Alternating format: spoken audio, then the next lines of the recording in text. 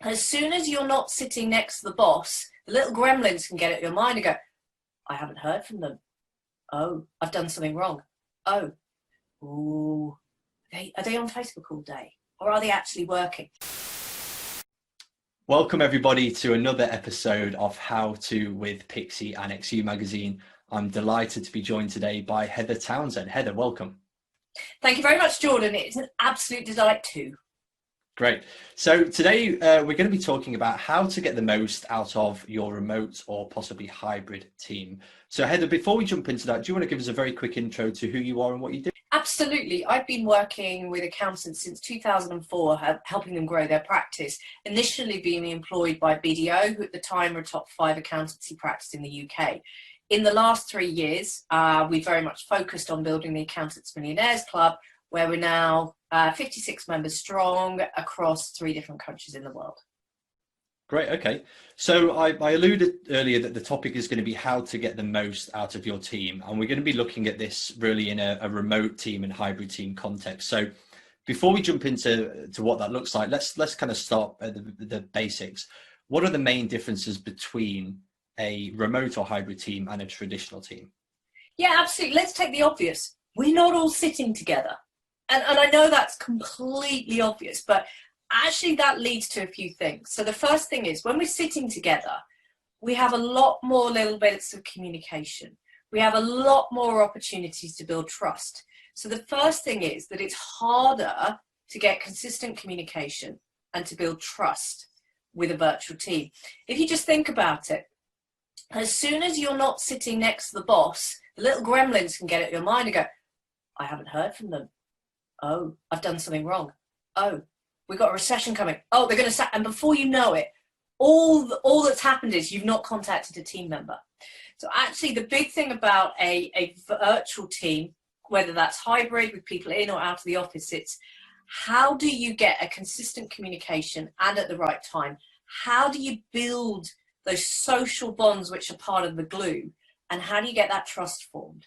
You know, they're the same challenges for a traditional team, but they're made much harder because we're not all in the same room, Monday to Friday, 8 till 6. Yeah, absolutely. One of the words you mentioned there that came up a few times was trust. So let's jump into trust.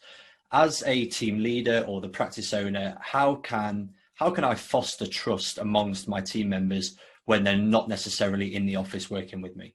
So when we talk about trust, what we're actually meaning is trust both between me and the team member as a leader, but also trust between members of the team. So let's go and start with how do I generate trust between me and my team members, right? There are 3 key ingredients to trust. The first one is authenticity. Now, authenticity is where you turn up as the real you. Now, Jordan, you and I have spent the last, I don't know how many years of our life working with accountants. And it's probably fair to say they are amongst the more quieter, the more introverted members of the profession. Now, of course, if you go to one of the big accountancy parties at an Accountex or a Xerocon, you wouldn't know that you're amongst the company of introverts. But the very fact about introverts is they tend to be a little bit more contained. They tend not to splurge it all out there. You know, you tend to know what an extrovert is thinking. So when it comes to being authentic and kind of telling people how it is for you and sharing that vulnerability, it's actually a lot harder to do it online because all you've got to do is you've got to have the online chat channels. You've got to be prepared to share those fears. And actually a lot of the generation of accountants have sort of grown up with I am the leader of the firm. I must be strong. I must be, you know, hold it all in and show I'm capable. And actually, one of the big things to build trust, but also we'll come on to psychological safety, is that being prepared to be honest, being prepared to be vulnerable, being prepared to share what's going on for us. And that's not normally a trait that we see within accountants.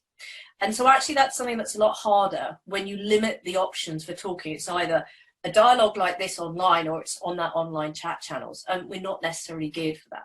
The next thing is we've got to have empathy. You know, do I demonstrate that I care about you as leader? Or have through my actions, have I kind of made it seem as if I only care about myself? You know, there's a real fine line between people believing that you genuinely care and actually you caring. And it's often, we often say, of course we care about our staff, but are we given that impression? And when we sort of go into our little, our own little kind of place in life, often it's really easy to not walk our walk and talk our talk. You know, you can have those simple things where you say to someone that we need the money to give you a pay rise. And then you turn around and say, well, you're able to bring that person in, you know, what message did that give to me? You said, you know, you said we didn't have, and it's about, we often don't explain and demonstrate that enough, which leads to the third one. Is there enough logic that says what I'm suggesting can be done? Am I suggesting that I'm competent and you can trust in my actions and what I do? That is the last component of trust. And very often what hinders us, particularly in the online world, is we don't communicate our ideas enough. One of the big things, because I can't bump into you in the office anymore, Jordan, because we have to be really purposeful about getting time together, we miss those little interactions.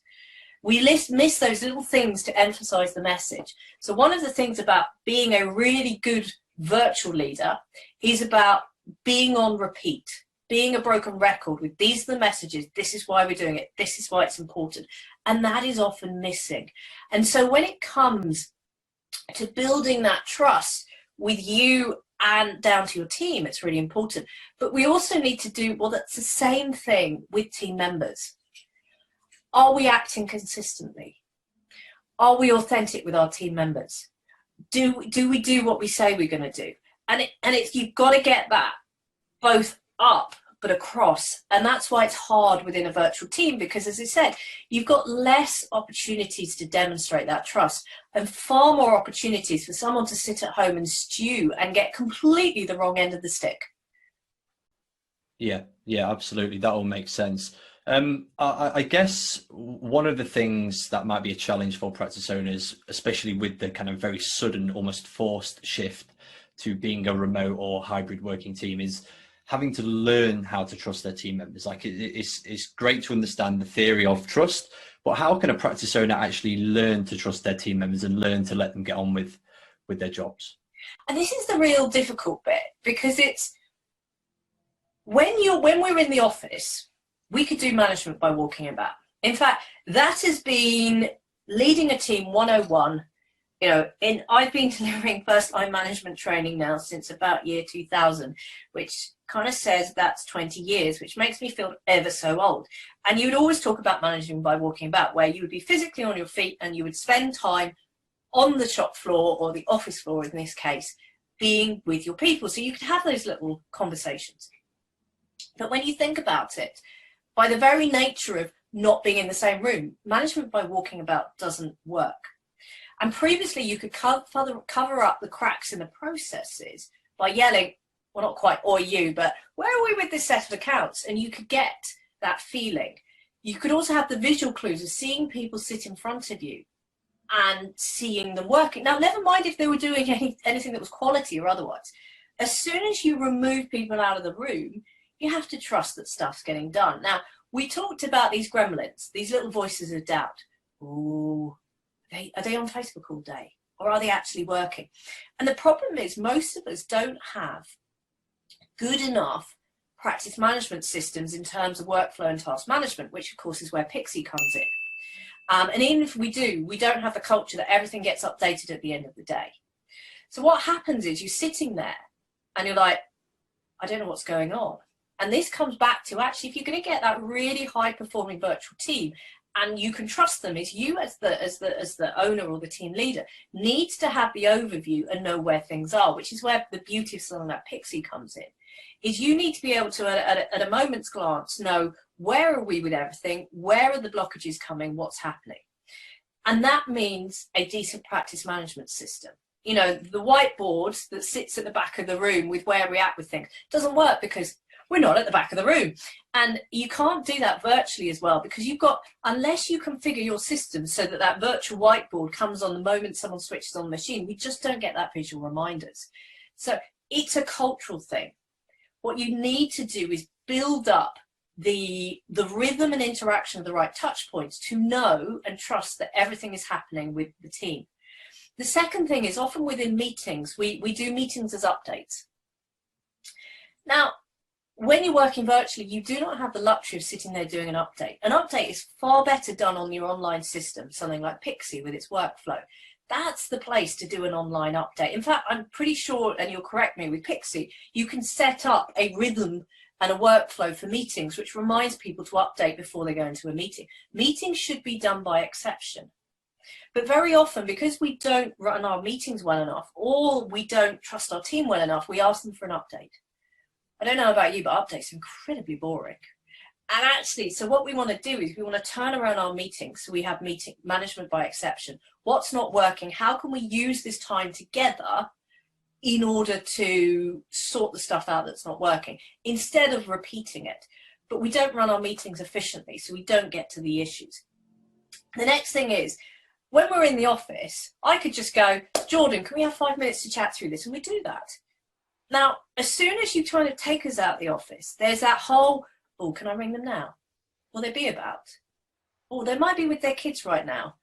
Oh, is this a good time? And before you know it, you haven't had that chat, and that thing's festered. So actually, you've got to be more formalized with your touch points in order to generate that trust. So with your key direct reports, it's a regular one-to-one. We're not talking about chastising. We're talking about how you're doing, what's going on for you, what's going on in your world.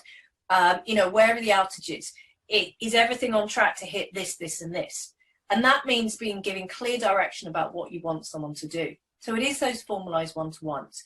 It is about having regular touch points as a whole team. So we talk about in the club, the daily operational huddle, where you sit there and it should be 5-10 minutes. It should be short, sharp. And you can do this online. We do it. We're a remote business. We do this online. What's good? What are you grateful for today? Gets people in a positive mood. What are you going to achieve today? And what help do you need?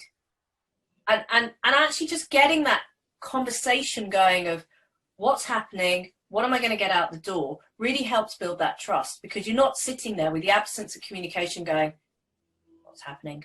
I know that client's going to get back to me. I don't know what's happening. So it is about, to answer your point, how to get that trust. It's effective practice management. It's regular team meetings to update and inform. But when you're together, it should very much be about management by exception. And then it is formalized time on a one-to-one basis with the key members of your team, so that if there are any misunderstandings, you can iron them out before they happen. Great. Yeah, that all makes a lot of sense. And it rings true for a lot of conversations that I've had with Pixie users, especially over the last few weeks and months. Picking up on a term you used a little bit earlier, you mentioned psychological safety. Explain a little bit more about what psychological safety is and why it's important for the overall performance of a team. So a while ago, they did some research within Google, and they found the #1 prediction about the performance of a team was this factor called psychological safety. You would have thought, if you go back to the leadership theory that comes out of, typically it's come out of the military leadership theory about John Adair, then it flows into about the servant leadership type theory, which is also military as well, is it always talks about a purpose, a direction. Actually, that's not the factor that makes the biggest difference. It is this thing called psychological safety. So I'm just going to explain what that is and actually why it's so much more important within a virtual team. So we have to go into a tiny bit of neuroscience, and I'll keep it very, very brief and easy. So our brains are hardwired to help us survive. Goes without saying. So we've got a part of our brain called the amygdala that is always on looking for danger. You know, it's always scanning, looking for danger. And actually, within a team-based environment, there's an awful lot of danger. So one of the dangers we're looking out for is being chucked out of the nest, rejected. You know, because back in our caveman era, you know, if we were chucked out of the community, that was certain death. You know, we worked together. So, you know, it's always on the lookout for such things. You know, when we were at school, if you think about when we were at school, the biggest thing we were trying to avoid was looking idiotic, wasn't it? We didn't want to look stupid. We didn't want to look uncool. You know, I have to say I was one of the uncool people. You know, I was never one of the in girls. But as a result, we conditioned to, how do we fit in? Don't rock the boat. Don't say what's on your mind. But that's a problem. If you then think about what we actually need, particularly as a virtual team, as somebody that's leading a team, I need you, Jordan, to tell me what's on your mind. Because if you don't, things get swept under the carpet. I need you to tell me when things are going wrong. I need you to feel safe to experiment. I need you to be able to be a self-starter. Now, when it comes to a virtual team, one of the things you really need is people who can work unsupervised. After all, you're not sitting on their shoulder anymore. You need people that are self-started. You need people that are prepared to make a mistake, people prepared to go and do something, prepared to speak up. The factor that allows you to do this is something called psychological safety, which is where your team members know that they can make a mistake and they're not going to get shot down from on high. You know, think about it. You and I have been in members of teams before, and we've had bosses that you didn't want to make a mistake, did you? You really didn't want to make a mistake. And so, of course, you play it very safe. We're in a time of immense change. The time for playing it safe is not now. We need teams that will go out there and make things happen. Otherwise, we'll never grow our practice. And so what we actually need to do is to create this environment where people can feel they can make mistakes. People will talk up. People will take the initiative. So how do we get that as a team leader? Well, often the first thing we've got to do is look at our culture. If we have a blame culture, we have a problem. If people are scared of making mistakes, they won't even try to do something outside of their comfort zone. And if you're not going outside of your comfort zone, you cannot develop, you cannot move on. And that means I, as the owner of the practice, still have everything coming to me. So actually, the first thing we've got to do is make it safe for people to make mistakes. So when someone makes a mistake, how do you react? The first thing you do is say, thank you for letting me know. The second thing you do is say, this is not a blame conversation. What I really want to understand is, how did this happen so that we can put it right in the future? The second thing we want to do is when anybody actually gives us a bit of feedback, it's really easy when we get negative feedback to go, well, that's not happening. How dare you? And actually, that doesn't help people. Imagine if each time you told your boss they did that, I can't believe you just said that. That's so unprofessional. You know, the worst insult you can give someone in accountancy. That's so unprofessional. You know, the big thing here is you've got to give people the track record that if I speak up, I'm not going to get lynched. I'm absolutely not going to get lynched. So the first thing, if someone speaks up, you go, thank you for speaking up. I really appreciate this. You then, if you're bad at taking feedback, go, I'm just going to take a moment. I'm really bad at taking feedback, and I know that's my fault. I just want to just go, thank you very much. Can you give me a couple of minutes? And then let's talk about it. Give your time to self to center it so you don't shoot the messenger. The worst thing you could do is shoot the messenger. Then the next thing you want to do is adopt what I would call, so my old Tesco days, we had this big leadership program called Ask Rather Than Tell. And actually, that works where we're at. If you want to get psychological safety, you want to ask rather than tell. What would you do about this? How would you do that? What's your thinking behind that? So when you get that feedback, or when you want somebody to do something, adopt an ask rather than tell approach. And actually, when you build a culture where people realize that they have license to take initiative, they have license to try things out, that they'll be supported to grow and develop, that's when you get that psychological safety forming. Now, there's one other aspect. A big thing about psychological safety is you've got to nip stuff in the bud. If you see other people kind of going, you know, in a blame game, doing these negative behaviors, you've got to go on them like a ton of bricks. People, a good way of thinking about culture is it's the worst behavior we'll tolerate. So if you're tolerating that stuff, you're giving a signal that it's all right. And it doesn't matter what you're doing, that psychological safety within the team is broken. As a team leader, you're responsible for not just your interactions with the team, but the team-based interactions. And so, given the fact that we want to build this strong team, whether you're in the office or out of the office, this psychological safety is so much harder to generate because it's so much easier to sit there in the room and go, oh, I've done something wrong. Oh, the world's going to fall down against me. Oh, we're in recession. They're going to be thinking about job cuts. Oh, that's going to be me. It's so easy, isn't it, to talk ourselves into a bad place. And it's a lot easier not to do that if you're sitting in front of the boss and they're smiling. And so actually, we have to adjust our leadership style. We have to get hot on transgressions between team members. And that's how we get that psychological safety formed. Okay. In terms of wrapping this up then, we've covered a lot of ground in the last 20 minutes in terms of building trust, establishing psychological safety, and some ideas for managing remote and hybrid teams better. I like to end these episodes on a bit of a game plan. what are the 3 to 5 steps that a practice owner listening to this right now can go away and work on or implement in order to improve themselves as a leader and to make sure that they're building trust and psychological safety within their team? I always think the first thing you do is you've got to be honest with yourself. You do not have a platform for change unless you can be honest with yourself.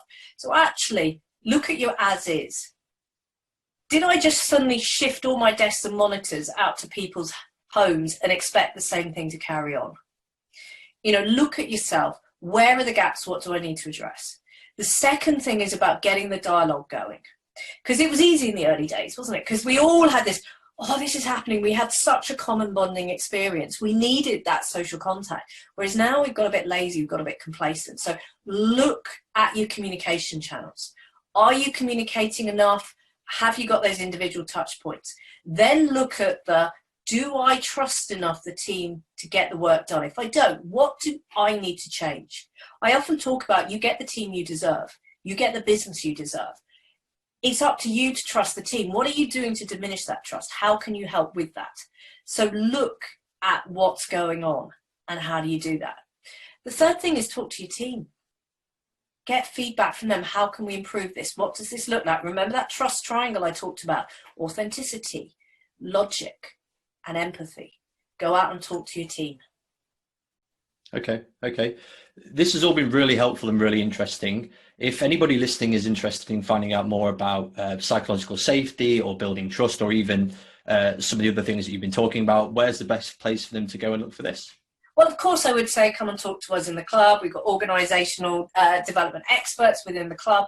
But actually, if you want to go to some of the best sources on this, look at the book, The Culture Code by, can't remember the first name, but Coyle. I think it's Daniel Coyle.